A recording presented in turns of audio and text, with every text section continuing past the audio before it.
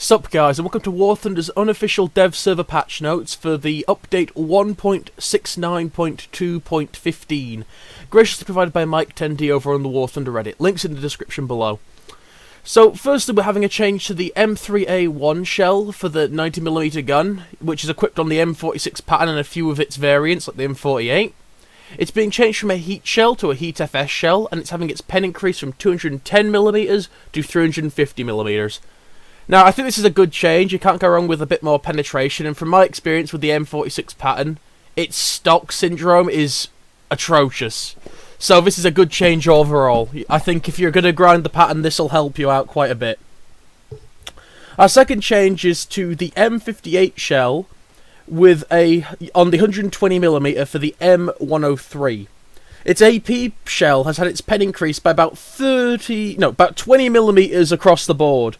So at, say, 250mm, you're going to be penetrating 297mm of effective armour instead of the previous 275. It then sort of gradually lowers off, but it stays consistently around a plus 20mm to penetration. Now this is really good because they just buffed the spalling effect of the M103, so this will make it even more effective with its AP shells. So if you're going to start grinding upgrades on your M103, this is probably a good time to start. Moving on to the 6-pounder 57mm QF Mark 11A, which is used on the Fairmail D617, which is a boat. It's had a change to its time between shots. It's been increased from 1.5 seconds to 1.66 seconds. And the HE frag mass has been decreased from 2.96 to 2.4. So there appears to have been a nerf to the main gun on the Fairmail gunboat. Don't know how that'll work yet, because we haven't had a boat test in a while, so we'll have to see how that pans out.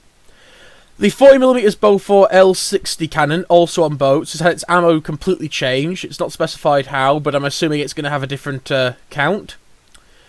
The UK 21-inch Mark 8 torpedo has had its maximum range decreased from 8,200 meters to 4,572 meters, and its max speed in the water has been increased from 20.57 meters a second to 23.15 meters a second.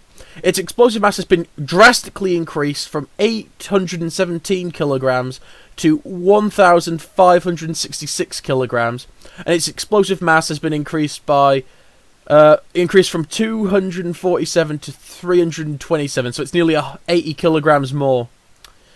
Basically, it appears the UK Mark 21 has had a range reduction of more or less half, but in turn it has gained massive amounts of explosive capacity and an increase in speed. So I don't know if that's a buff or a nerf. We'll have to see, but it means that if you have to engage one of these at closer range, it's more likely it's going to punt you. Our next change is to the T95E1, where they've removed a hole under the turret armor, so now you can't just, kill it with a Whirlwind or something, which is quite good, I think.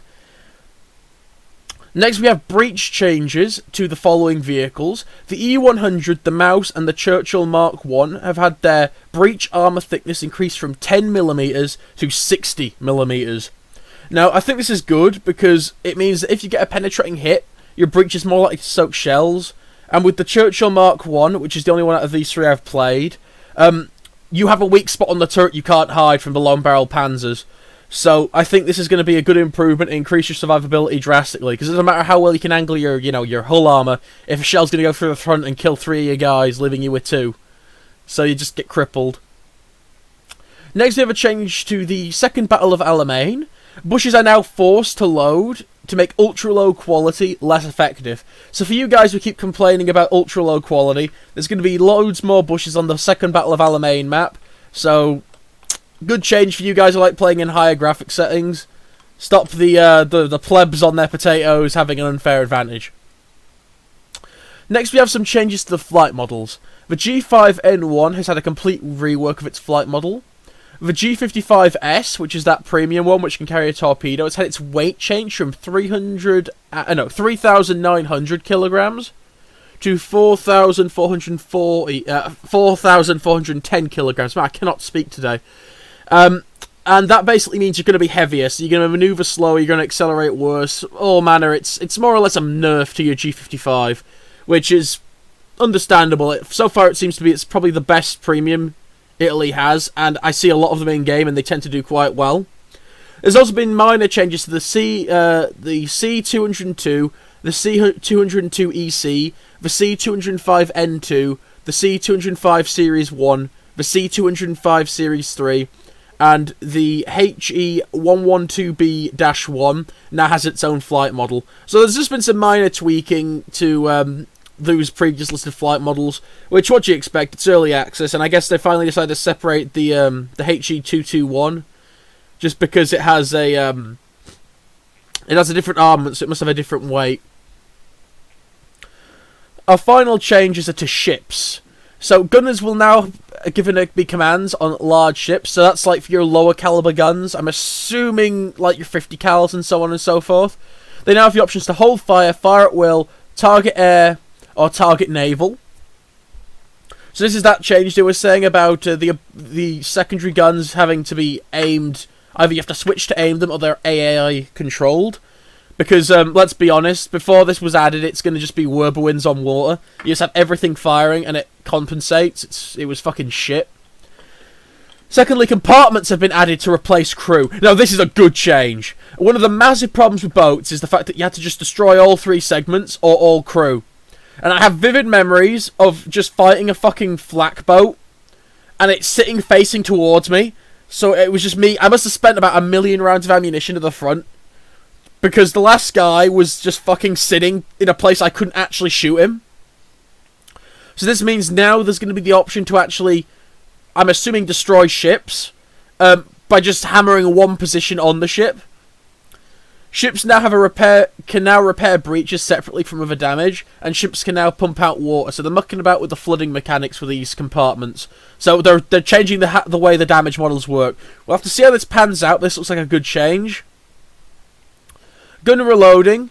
Gun reloading now takes longer depending on whatever you're doing. So, you know, you're fixing breaches, pumping water, putting out fires. Whatever you're doing, it takes longer to reload the guns. And guns can now work through water, so you can punch below the waterline, which is good. New ship files have been found for the USS Nasty PTF, the USSR PR-123 BIS, the USSR PR-191, and the USSR PR-191M. So there's more boats being added. Don't really know much about them, but it appears that Russia's getting even more boats. And the US is getting 1 boat, and fuck knows what Japan's getting. And files for new unused guns: the 105mm SK-C-32 naval cannon, the 15mm MG M38T machine gun, the 20mm Flak 38 naval cannon, and the 30mm Mark 103 38 naval cannon. So there's going to be I'm assuming these naval cannons are related to a new German boat they're adding. From what I've heard, it is it's like this thing called a Leopard or something, and it's an equivalent to the sort of like the bigger boats we've got now. So that's going to be interesting, like it's like a 1960s boat. And based on this, we can assume there is going to be a ship test very soon. So that's it. There's been some minor changes to flight models, a couple of changes to ammunition, and a lot more shit for boats. If you like what you see here, like, comment, do all that good stuff down below. Keep on gaming, and have a good one.